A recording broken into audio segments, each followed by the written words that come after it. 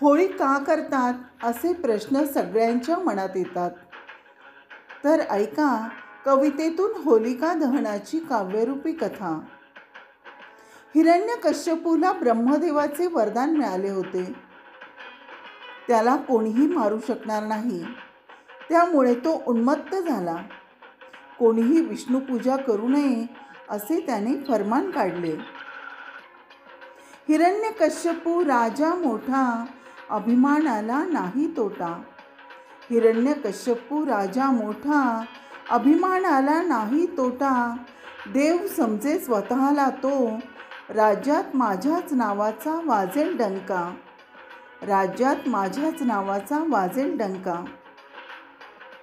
पण हिरण्यकश्यपूचा पुत्र प्रल्हाद हा कट्टर विष्णुभक्त होता. सदैव विष्णूचे नाव तो जपायचा. हे हिरण्यकश्यपूला मान्य नव्हते. त्याने आपल्याच मुलाला कैक प्रकारे मारायचा प्रयत्न केला. प्रल्हाद हिरण्यकश्यपूचा पुत्र. प्रल्हाद हिरण्यकश्यपूचा पुत्र नारायणावर तयाची भक्ती नितांत.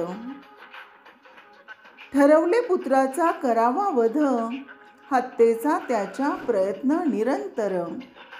हत्येचा त्याच्या प्रयत्न निरंतर. पण प्रल्हादाच्या भक्तीवर भगवान विष्णू प्रसन्न होते. प्रत्येक वेळी नारायणांनी प्रल्हादाचे प्राण वाचवले. 8 दिवस ठेवला उपाशी. 8 दिवस ठेवला उपाशी, छळून अनेक जाळे टाकले गळाशी. भक्ती थोर बघुनी प्रल्हादाची, नारायण मदतीस आले धावुनी. नारायण मदतीस आले धावुनी. हिरण्यकश्यपूची बहीण होलिकेला अग्नीचे वरदान होते. तिला अग्नी कधीच जाळू शकणार नव्हता. म्हणून हिरण्यकश्यपूने होलिकेला भक्त प्रल्हादाला मांडीवर घेऊन अग्निशय्येवर बसावयास सांगितले. आत्या होलिकेने साधला डाव.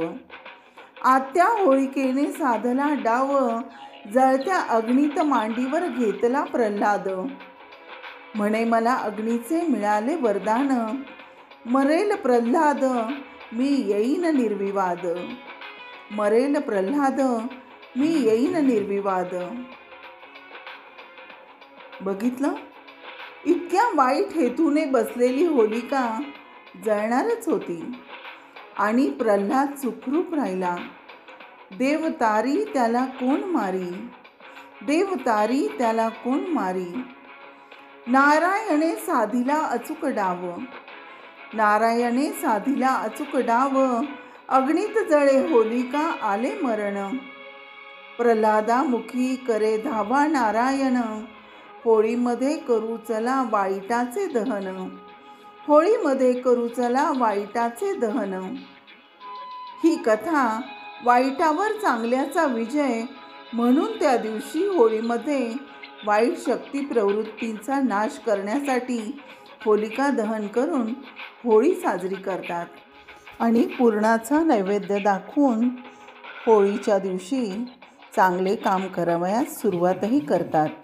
हा दिवस शुभ मानला जातो. तेव्हा अशा होळीचं आपण स्वागत करूया. धन्यवाद.